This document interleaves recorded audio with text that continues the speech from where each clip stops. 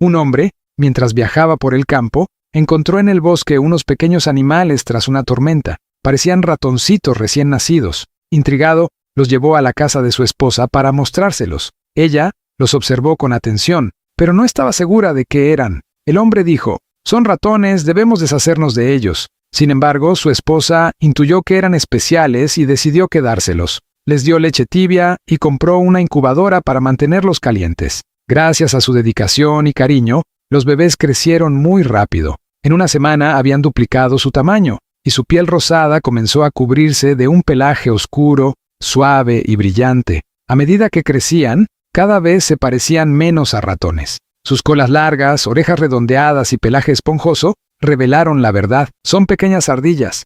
Al descubrirlo, el hombre quedó completamente encantado. Juntos decidieron cuidarlos con amor y paciencia hasta que fueran lo suficientemente fuertes para regresar al bosque y vivir libres de nuevo.